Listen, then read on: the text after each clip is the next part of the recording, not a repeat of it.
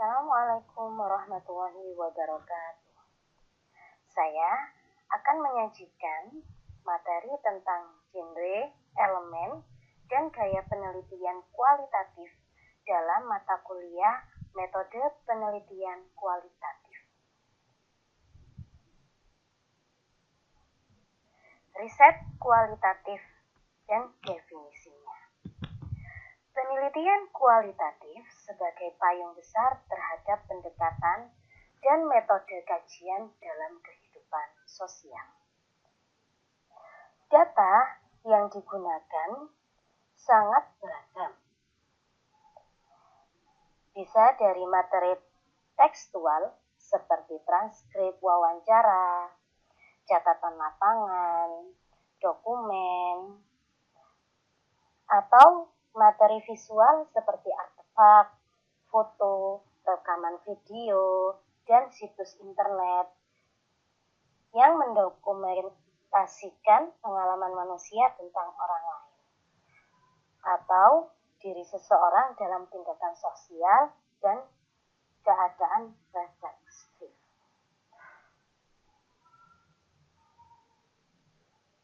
Tujuan penelitian kualitatif ini memiliki beragam tujuan. Jadi tergantung pada apa yang ingin dicapai dalam penelitian ini. Penelitian kualitatif ini bisa digunakan dalam berbagai disiplin ilmu seperti ilmu pendidikan, antropologi, sosial, psikologi, ilmu komunikasi, ilmu jurnalistik, ilmu kesehatan masyarakat, dan masih banyak lagi yang lainnya. Dalam penelitian kualitatif, banyak sekali genre yang dimilikinya. Kita bahas satu persatu. Yang pertama adalah genre sastra. Genre ini memiliki tujuan, struktur, isi, dan format yang berhubungan dengan penelitian sastra. Yang kedua, etnografi.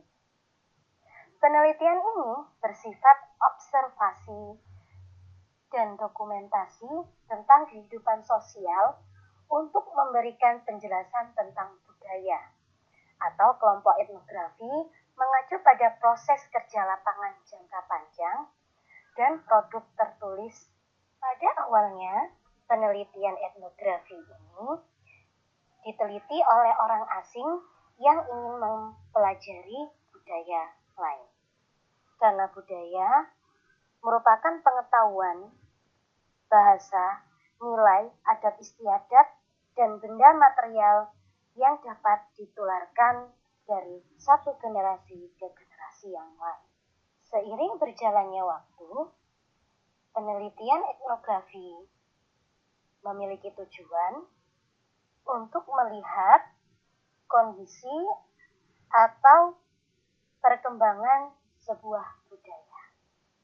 Berikutnya adalah grounded theory, yaitu metodologi untuk menganalisis data kualitatif dengan cermat untuk memahami proses kehidupan manusia untuk membangun sebuah teori. Teori ini dicetuskan oleh Anselm L. Strauss dan Barney G. Glaser pada tahun 1960 mempelajari penyakit dan sekarat. Teori Grounder adalah proses analitik untuk terus membandingkan unit data terkait melalui serangkaian siklus pengkodean kumulatif untuk mencapai abstraksi dan berbagai media yang muncul. Berikutnya, fenomenologi adalah genre kualitatif yang multistek, yang kompleks penelitian atau pendekatannya telah digunakan dalam ribuan disiplin ilmu sejak pertama kali diperkenalkan. Fenomenologi adalah studi tentang alam dan makna sesuatu yang berfokus pada konsep, peristiwa, atau pengalaman hidup manusia. Tujuan utama peneliti adalah merefleksikan data yang akan diambil ambil intinya dari pengalaman untuk menjadikan suatu objek. Berikutnya, studi kasus. Penelitian ini berfokus pada semua analisis yang berfungsi sebagai proyek holistik yang cukup mudah dikelola untuk peneliti pemula. Metode ini mempelajari metode dasar pekerjaan lapangan, data pengumpulan, dan analisis. Banyak hal yang bisa kita lakukan dengan penelitian studi kasus ini, baik kasus khusus ataupun kasus yang bisa kita peroleh di mana saja. Berikutnya, analisis isi adalah pemeriksaan sistematis teks dan visual seperti surat kabar, majalah, pidato transkrip, atau media, misalnya film, episode televisi, situs internet, dan atau budaya material, misalnya artefak, produk komersial, yang menganalisis makna nyata yang bisa ditonjolkan. Seperti yang dicontohkan dalam buku, adalah sebuah jaket yang merupakan suatu benda yang dapat melindungi diri dari iklim yang dingin. Tetapi budaya jaket dari bikers bisa mengasumsikan hal yang lain. Selanjutnya, metode penelitian campuran, yaitu penelitian yang menggunakan kombinasi strategis dari kualitatif dan kuantitatif. Dalam penelitian ini memang diperlukan data yang bersifat angka, tetapi hasil akhirnya tetaplah deskriptif. Inquiry naratif adalah genre penelitian yang mencakup berbagai pendekatan, tetapi memiliki tujuan yang sama, yaitu mentransformasikan data. Dalam penelitian ini, peneliti dapat membagikan angket yang kemudian akan dihitung rata-rata untuk setiap item sebagai pendukung penelitian kualitatif. Kemudian, peneliti dapat mewawancarai siapa saja yang mengisi angket tersebut untuk memperdalam deskripsi penelitiannya. Boutique inquiry. Peneliti mengekspresikan pengalaman kualitatif melalui struktur puisi. Seorang peneliti akan mencari inti dari wawancara, mentranskripsikan kata demi kata dan frase sehingga menemukan inti dari sebuah teks dan disusun ulang atau didekonstruksi untuk tujuan efek. Selanjutnya adalah art-based research. Penelitian ini menjadikan pertunjukan dan media seni visual sebagai objek yang diteliti. Menariknya, bukan hanya akademisi, tetapi para profesional dalam industri seni telah meneliti dan mewawancarai orang-orang penting untuk produk mereka. Kadang-kadang sulit bagi beberapa orang untuk memahami bagaimana 10 menit pertunjukan tari dapat diberi label penelitian dan gerakan abstraknya sebagai data. Atau bagaimana pola selimut yang dijahit tangan secara visual dan simbolik mewakili pola konseptual tindakan manusia dan perasaan yang dialami selama penelitian.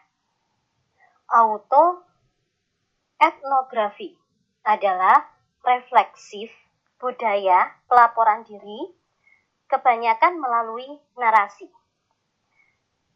David dan Ellis menjelaskan bahwa genre adalah studi tentang budaya yang salah satunya menjadi bagian terintegrasi dengan pengalaman relasional dan batin seseorang. Jadi secara tidak langsung, Penelitian ini menjelaskan tentang pengalaman peneliti terhadap etnografi atau budaya yang mereka lakukan dalam penelitian. Berikutnya, evaluasi riset. Penelitian evaluasi secara sistematis meneliti orang, program, organisasi, atau kebijakan untuk menilai kualitas mereka, prestasi mereka, dan keefektifan mereka. Genre ini dapat disesuaikan dengan spesifikasi tujuan dan dapat menggunakan kombinasi kualitatif dan mengumpulkan data kuantitatif bila diperlukan. Dalam penelitian ini, peneliti atau tim peneliti tidak selalu mengambil sikap objektif, tetapi menilai poin-poin yang bekerja dalam proyek-proyek khusus, menawarkan nilai-nilai yang konstruktif, dan rekomendasi praktis untuk perbaikan penelitian tersebut.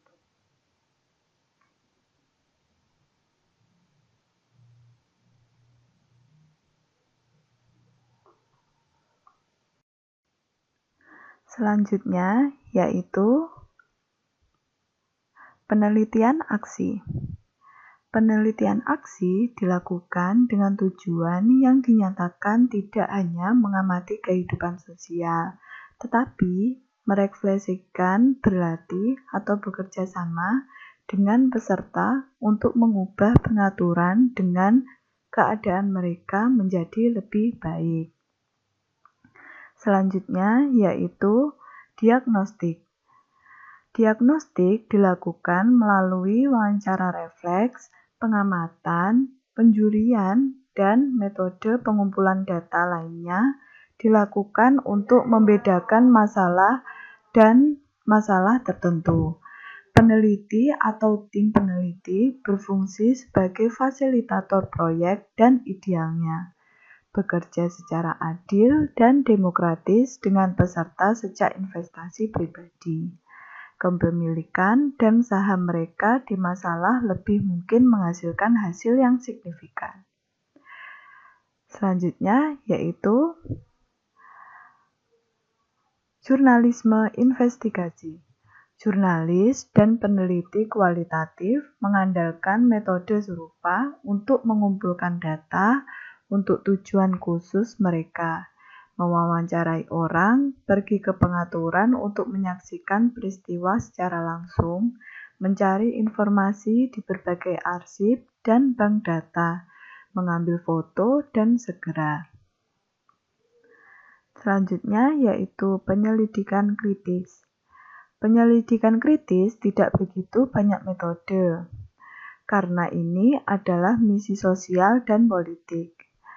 Seperti pendapat Canella dan Perez tahun 2009, mengidentifikasi inquirer kritis sebagai badan hibrida yang merupakan peneliti, pekerja budaya, jurnalis investigasi, dan aktivis atau komunikator untuk kebaikan publik.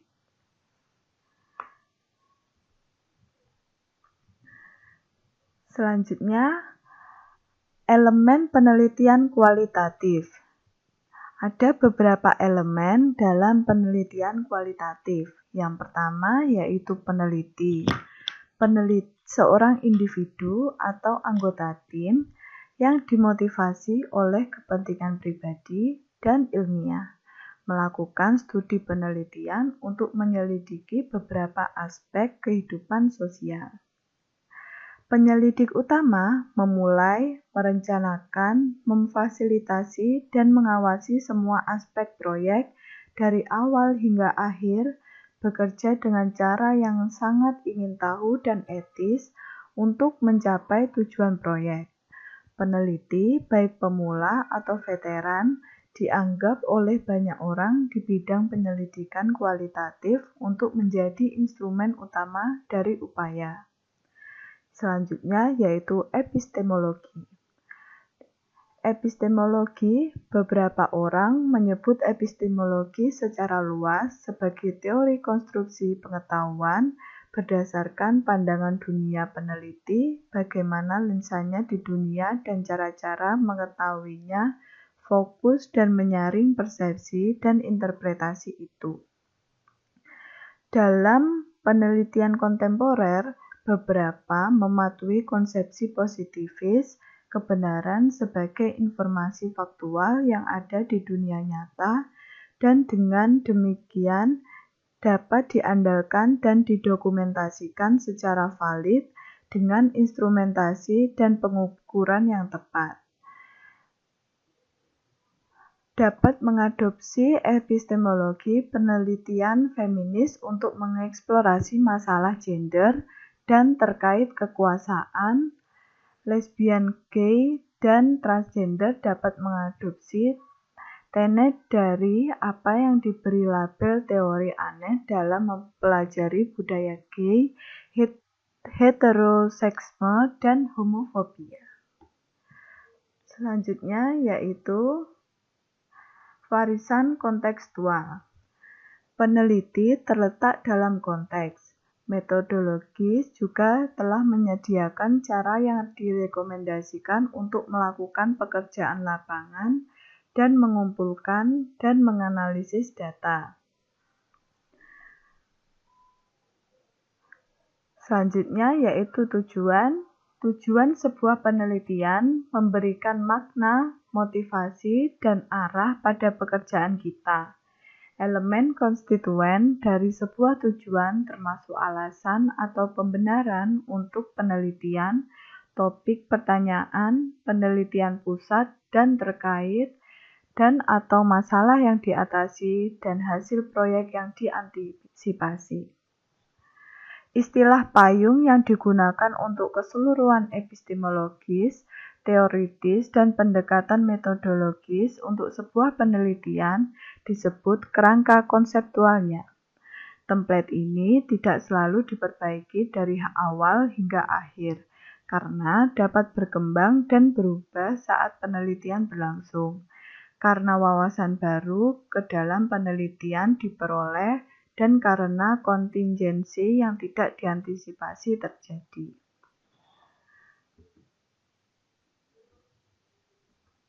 Selanjutnya yaitu peserta dan atau materi. Sebagian besar studi kualitatif akan mengamati dan mewawancarai orang sebagai bagian dari penyelidikan sosial mereka.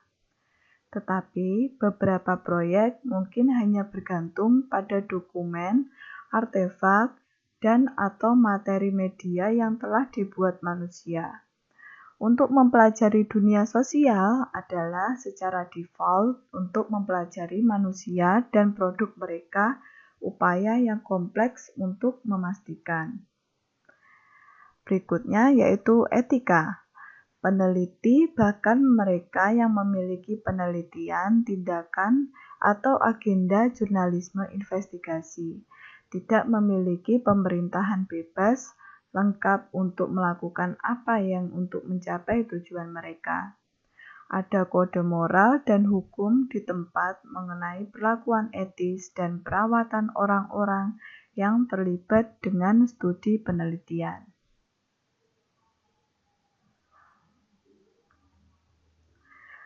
Selanjutnya yaitu durasi. Semua upaya manusia, termasuk proyek penelitian kualitatif, dibatasi oleh waktu. Beberapa tahap pengumpulan data mungkin hanya berlangsung beberapa hari, atau secara berhari-hari berlabel etnografi cepat. Karena ketersediaan terbatas pada akses situs, sementara proyek pekerjaan lapangan lainnya dalam antropologi dapat berlangsung selama beberapa dekade dalam area geografis yang sama. Waktu yang harus kita habiskan di lapangan bervariasi dan tergantung pada faktor-faktor seperti dukungan pendanaan, izin peserta, tenggang waktu untuk kesimpulan studi, ketersediaan sumber daya manusia, dan lain-lain. Selanjutnya, situs bidang dan/atau repositori. Penelitian terjadi di suatu tempat dan lokasi kerja lapangan kamar, bangunan, alam di luar ruangan pengaturan, kota. Bahkan jika kita tidak melakukan pengamatan peserta dalam pengaturan sosial tertentu, ada situs di mana kita harus bertemu dengan dan mewawancarai orang-orang, dan mereka sendiri dapat merujuk pada pengaturan sosial dan lingkungan mereka selama percakapan. Dunia maya bukan hanya konstruksi konseptual, tetapi entitas aktual. Untuk data digital juga membutuhkan penyimpanan nyata, metode transfer, peralatan elektronik, dan situs untuk ditampilkan. Bahkan, dokumen kertas diproduksi oleh seseorang di suatu tempat, dan mereka beredar di berbagai lokasi atau diarsipkan di ruang tertentu.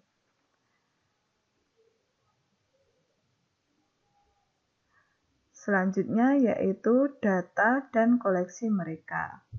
Koleksi mereka, akar Latin datum atau bentuk tunggal data adalah sesuatu yang diberikan. Sebagai peneliti, kami mengumpulkan data sebagai bagian dari studi kami. Tetapi kita juga harus ingat bahwa manusia yang kita selidiki juga memberikan data kepada kita. Beberapa menyebut total badan data yang dikumpulkan korpus, menunjukkan bahwa apa yang kita kumpulkan bukan hanya pengumpulan informasi besar-besaran, tetapi entitas yang hidup untuk dianalisis. Selanjutnya yaitu pendekatan analitik. Karena data diberikan dan dikumpulkan, para peneliti memilah-milah sejumlah besar informasi ini untuk membawa ketertiban dan pengertian kepada mereka.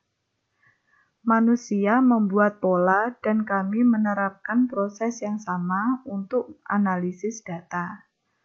Pola dibangun dengan mengatur ulang dan mengelompokkan data menjadi sebanding, kategori, dan/atau tema. Tetapi, genre lain dari analisis pendekatan penelitian kualitatif dalam perilaku yang lebih holistik, interpretatif, dan artistik. Tidak ada metode analisis data standar untuk peneliti kualitatif, tetapi ada beberapa cara yang direkomendasikan untuk membangun makna secara manual dan dengan bantuan teknologi. Selanjutnya, representasi dan presentasi. Ringkasan studi penelitian disajikan dalam beberapa jenis bentuk dan tempat yang sesuai seperti disertasi, artikel jurnal, situs internet, presentasi sesi konferensi, panggung, dan sebagainya. Media yang dipilih harus menjadi salah satu yang tidak hanya menyajikan tetapi paling mewakili cerita proyek. Fitur teknis yang dipilih dari reportase akademik standar juga merupakan elemen dan mencakup perangkat seperti abstrak, judul, dan subjudul, ringkasan atau kesimpulan, catatan akhir atau catatan kaki, dan referensi. Fitur tampilan data standar seperti tabel, bagan, matriks, grafik, diagram alur, dan model lainnya adalah bagian dari kanon peneliti perangkat ringkasan visual. Elemen penelitian kualitatif tidak hanya mengacu pada hal-hal teknis tetapi juga teknik, Sebagai kesimpulan brushstroke yang luas, elemen mengacu terutama pada kerajinan upaya.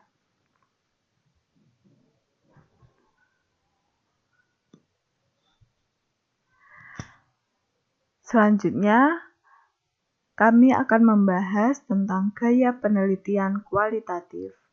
Gaya adalah hasil keseluruhan dari kombinasi genre dan elemen penulis atau artis yang sangat dipilih, terintegrasi bersama untuk membentuk keseluruhan yang khas. Gaya penelitian kualitatif mengacu pada nada yang bervariasi dan tersedia untuk reportase dan penulisannya. Jika elemen adalah kerajinan penelitian kualitatif, maka gaya adalah seni itu. Gaya juga lebih berurusan dengan bagaimana representasi dan presentasi, atau paling sering dalam format tertulis, dari penyampaian studi kepada audiensnya. Genre karena sifat pendekatan mereka mengatasi lebih banyak alasan metodologis penelitian, sementara elemen lebih berurusan dengan siapa, apa, kapan, dan di mana.